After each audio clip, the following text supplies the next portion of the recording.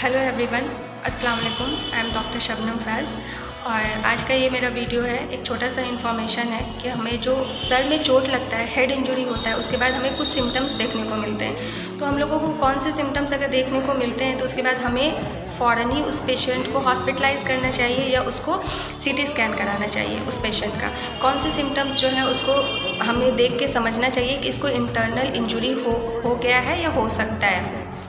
ठीक है, तो सबसे पहले मैं बताना चाहती हूँ कि जैसे ये हमारा स्कल है, ये हमारा पूरा जो खोपड़ी है, इसके अंदर हमारा ब्रेन होता है। ठीक है, तो कभी भी हमें सर में चोट लगता है तो ब्रेन में जो बहुत सारे ब्लड वेसल्स होते हैं ना, वो रप्चर करते हैं और रप्चर करने के बाद हमें ब्लीडिंग होता है। वहाँ पे वो ब्लीडिंग तो कहीं से निकल नहीं सकता, वो स्कल के अंदर जमा हो जाता है। मान लो ये वो यहाँ पर जमा हो गया, यहाँ पर कलेक्ट हो गया, तो वो कलेक्ट होने के बाद क्या करता है, ब्रेन के ऊपर प्रेशर क्रिएट करता है, जिसके कारण हमें कुछ सिम्टम्स देखने को मिलते हैं। अगर वो ब्लीडिंग क्लॉट हुआ है यहाँ पे और वो अच्छा ब्लीडिंग हुआ है, क्लॉट बड़ा है, तो वो क्या करेगा, हमारे ब्रेन का जो वो पार्ट है ना, उसको कंप्रेस करेगा, उसको दबाएगा। और वो दबाने के कारण क्या होता है, हमें बहुत सारे सिम्टम्स देखने को मिलते हैं। तो इन सारे जो भी मैं आपको आगे बताऊँगी कि ये सारे सिम्टम्स देख के आप उसको बता सकते हो कि हो सकता है इसको इंटरनल इंजरी हुआ हो, वो क्लॉट यहाँ पे जम गया है और वो प्रेशर डाल रहा है, तभी ये सारे सिम्टम्स आ रहे हैं। तो उन केस में हमें क्या करना चाहिए। और दूसरी चीज़ ये है कि जैसे कि आप देखो कि हर एज में सबको हेड इंजरी बहुत ज़्यादा होता है। जैसे कि छोटे बच्चे हैं, वो खेलते हैं, इधर उधर खेलते हैं, तो वो लोग गिरते हैं, सर में चोट लगता है। बहुत बार ऊपर कुछ उठ के तो यहाँ पे चोट लग गया, तो बहुत बार ऐसा होता है कि उन लोगों को बहुत ज़्यादा इंजरी होता है छोटे बच्चों को खेलने के दौरान, और वो लोग बता भी नहीं पाते हैं। दूसरा है कि जो मिडिल एज के लोग होते हैं, वो लोग को रोड ट्रैफिक जो एक्सीडेंट होता है, बहुत ही कॉमन हो गया है कि सभी लोग बहुत ही ज़्यादा जल्दी में रहते हैं, बाइक वगैरह बहुत तेज़ चलाते हैं, तो उन लोगों को हेड इंजरी होने के बहुत ज़्यादा चांसेस होते हैं। थर्ड है जो ओल्ड एज के लोग हैं, वो लोग क्या करते हैं, अपने जो मूवमेंट्स होते हैं बॉडी के, उसको वो कोरिलेट नहीं कर पाते हैं, जिस कारण से वो कहीं भी फॉल कर जाते हैं। बहुत बार ऐसा देखने को मिला है। तो उन सारे केसेस में क्या होता है कि उन लोगों को मान लो गिर जाते, किसी साइड भी गिर गए, तो उनको वहाँ पे ब्लड क्लॉट हो सकता है, इंजरी हो सकता है। ठीक है, तो अब मैं आगे बताती हूँ कि कैसे आप पहचान सकते हो कि इनको इंटरनल हेड इंजरी हुआ है और इनको फर्दर इन्वेस्टिगेशन की ज़रूरत है।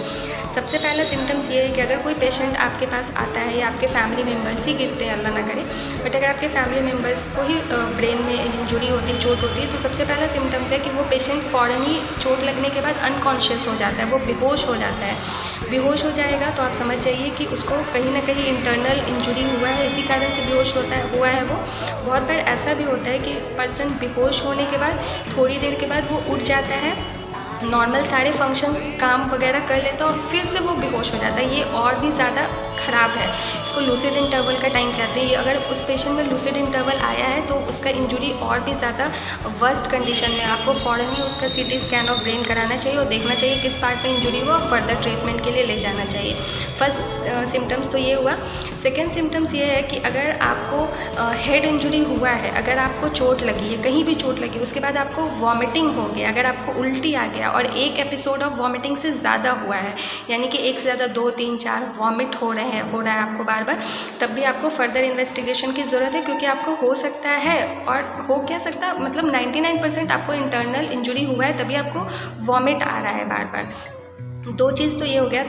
थर्ड थिंग ये है कि अगर आपको ब्रेन इंजरी हुआ है तो आपको नोज़, ईयर और माउथ से ब्लीडिंग हो सकता है। ठीक है, अगर आपको ब्लीडिंग होता है, थोड़ा भी ब्लीडिंग हुआ है, तो आप समझ जाओ इंटरनल कहीं ना कहीं चोट लगा है, इसी कारण से ब्लीडिंग हो रहा है। बहुत बार ऐसा होता है कि ब्लीडिंग के जगह पे हमें वाइट कलर का एकदम लिक्विड वाइट फ्लूइड आता है। तो वो फ्लूइड क्या होता है ना, कि जो हमारा ब्रेन और स्कल होता है ना, खोपड़ी और ब्रेन के बीच में एक फ्लूइड रहता है। ठीक है, वो नॉर्मल मात्रा में फ्लूइड रहता है।